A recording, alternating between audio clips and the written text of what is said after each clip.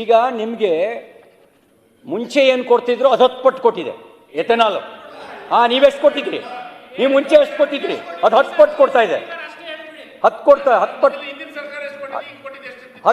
ಪಟ್ಟು ಕೊಟ್ಟಿದೆ. ನೀವೇನು ಕಾಂಗ್ರೆಸ್ UPA ಸರ್ಕಾರ ಕೊಡ್ತಿದ್ರೆ 10 ಪಟ್ಟು ಕೊಟ್ಟಿದೆ. ಈಗ 10 ಪಟ್ಟು.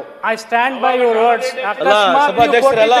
ನೀವು ಸ್ಪಷ್ಟೀಕರಣ ಕೊಡಬೇಕಿದ್ರೆ ಸುಮ್ಮನೆ ಆರ್ಕಿ ಉತ್ತರ ಕೊಟ್ಬಿಟ್ರೆ ಹೆಂಗೆ ಹೇಳಿ? ಆರ್ಕಿ ಉತ್ತರ ಈಗ ಹೆಂಗ್ ಬೇಕಿದಂಗೆ ರಾಜಕೀಯ ಮಾತಾಡೋದಾ ಇದು? ಸರ್ಕಾರದ ಈಗ 10 ಪಟ್ಟು ಸಾಲ ಆಗಿದೆ ಅಲ್ಲ ಸರ್ಕಾರದ ಹತ್ರ. ಈಗ ಈ ರೈತ ಸಮಸ್ಯೆ ಬಗೆಹರಿಸಬೇಕಾಗಿದ್ರೆ ನಾನು ಅಧಿಕಾರಕ್ಕೆ ಬಂದ್ರೆ ರೈತರ ಆದಾಯನ ದುಗುನಿ ಮಾಡ್ತೀನಿ ಅಂತ ಹೇಳಿದ್ರು, ಆಗ್ಬಿಡ್ತೀರಿ ಬಲ್ಲ ರೈತರ ಸಮಸ್ಯೆನ ಬಗೆಹರಿದೋಗ್ಬಿಡ್ತಲ್ಲ ಈ ದೇಶದಲ್ಲಿ.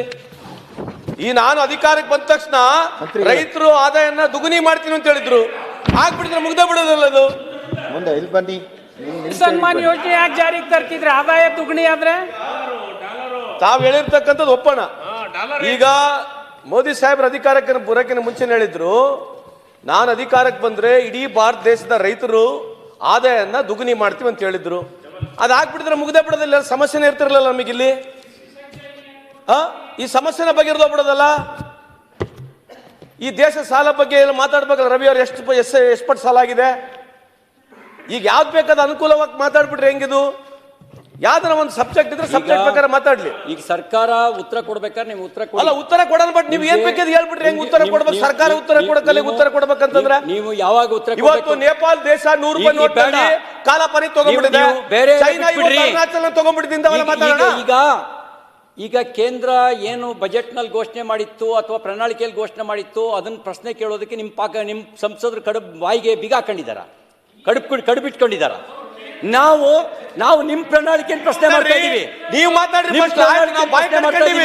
ನಿಮ್ ಸಂಸದರು ಮಾತಾಡಲಿಲ್ಲ. ನಿಮ್ ಸಂಸದರು ಕರ್ನಾಟಕದ ಬಗ್ಗೆ ಮಾತಾಡಲಿಲ್ಲ. ನಿಮ್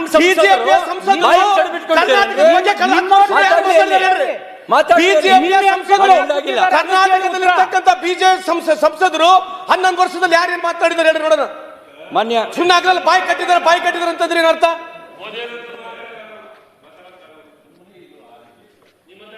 ರೈತರ ಬಗ್ಗೆ ಮಾತಾಡುವಾಗ ಕಡಾಡಿಯವರು ಸಂಸದರು ಮೊನ್ನೆ ತಾನೇ ಮಾಡಿದ್ರು. ಮೊನ್ನೆ ಪೇಪರಲ್ಲಿ ಇಲ್ವಾ? ಸದನ ಅಲ್ಲಿ ನಡೀತಾ ಇದೆ.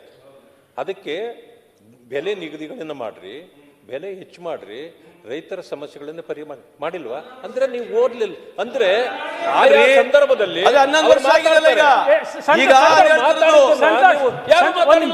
ಒಂದೇ ಮಾತಲ್ಲಿ ಹೇಳಿದ್ರೆ ಅಲ್ಲ. ವಿರೋಧ ಪಕ್ಷ ನಾಯಕರೇ, ಕಡಾಡಿ ಅವರು ಮಾತಾಡಿದ್ದು ಕಾರ್ಖಾನೆ ಮಾಲೀಕರಿಗೆ ಅನ್ಯಾಯ ಆಗ್ತಾ ಇದೆ, ಅದನ್ನ ಸರಿಪಡಿಸಿ ಅಂತ ಹೇಳಿ ನಿಮಗ್ ಗೊತ್ತಿದೆಯಾ? ಎರಡೂ ಮಾತಾಡಿದ ನಂತರ ಒಪ್ಕೊಳ್ಳಿ. ಎರಡೂ ಮಾತಾಡಿದ್ರೆ ಅದನ್ನು ಒಪ್ಕೊಳ್ಳಿ. ಅದನ್ನು ಆಗ್ತಾ ಇದೆ, ರೈತರಿಗೂ ಕಷ್ಟ ಆಗ್ತಾ ಇದೆ. ಇದನ್ನ ರೈಟಿಂಗ್ ನಲ್ಲಿ ಕೊಟ್ಟಿರ್ತಕ್ಕಂಥವ್ರು ನಿಮ್ ನಿರಾಣಿ ಅವರೇ.